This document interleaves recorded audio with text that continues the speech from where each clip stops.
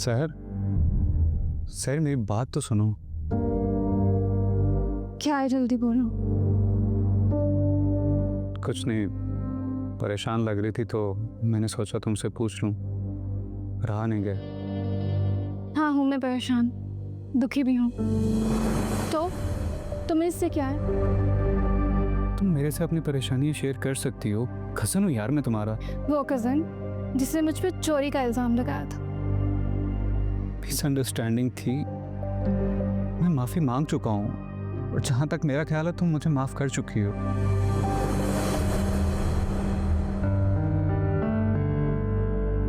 अच्छा खैर छोड़ो, बताओ क्या चल रहा है तुम्हारी लाइफ में? मेरी ज़िंदगी में मुश्किलात चल रही है। कौन सी मुश्किलात?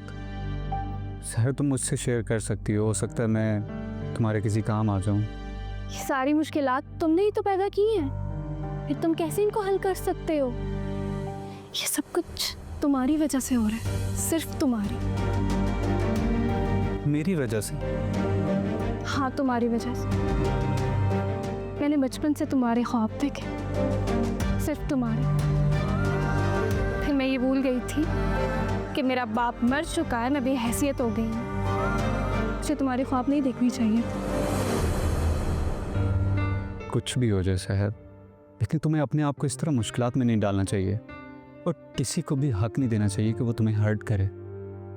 मैं एक बार हर्ट हो चुकी, दोबारा कोई मुझे हर्ट नहीं कर सकता, तुम भी नहीं।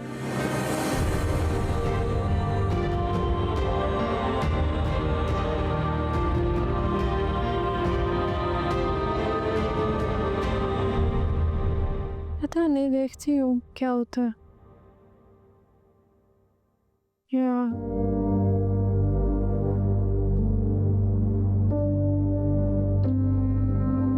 चलो मैं फिर तुमसे बाद में बात करती हूँ। Okay bye. होगी शहर से बातें? क्या मतलब? क्या बातें हो रही थी?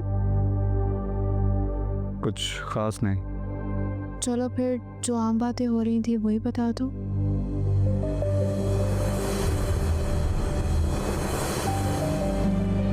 तुम ये सब मुझसे क्यों पूछ रही हो?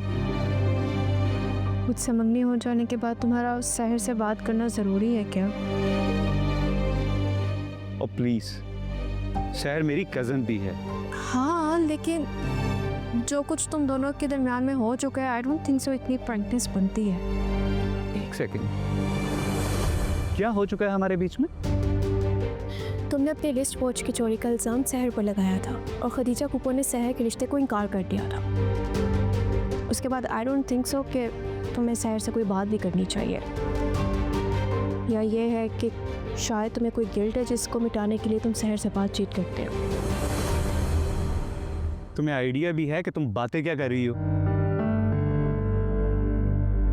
जो तुम्हारा सहर से बातचीत करना नहीं पसंद जुबैर, तुम समझते क्यों नहीं हो इस बात को? बस यही कहना चाहती हूँ। I really hope you will understand my feelings.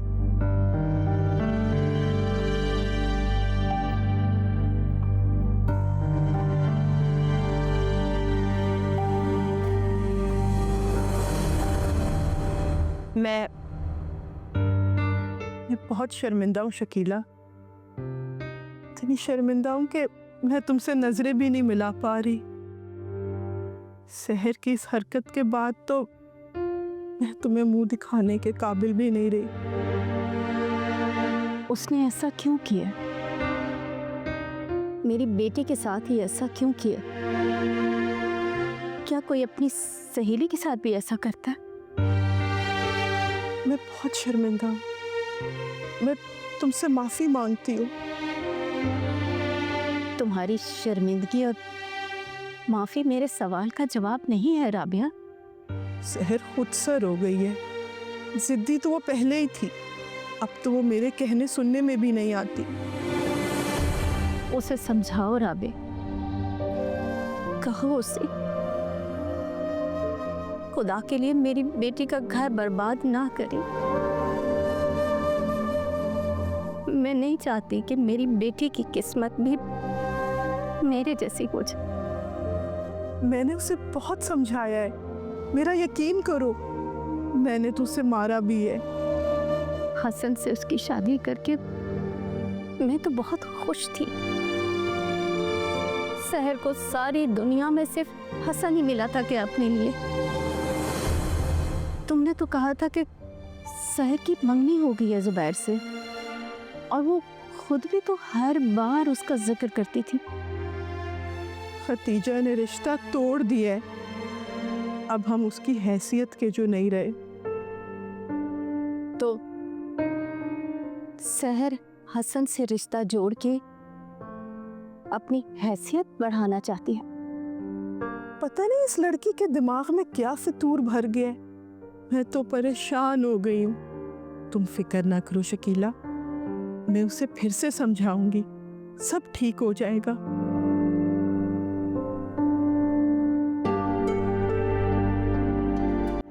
मुझे इल्ज़ाम मत दो अंबर, पहल मैंने नहीं की थी। वो तुम्हारा शोहर ही है जो मेरे हिसाब पर सवार हो गया था। रोज मेरे कॉलेज के बाहर आ जाता था। क्या फर्क पड़ता है कि किसने पहल की, तुमने या फिर हसन ने? लेकिन सहर, तुम इस हद तक गई ही क्यों थी? मुझे मेरी जिंदगी जीने का हक है अंबर। हाँ, तुम्हें तुम्हारी जिंदगी जीने का हक है,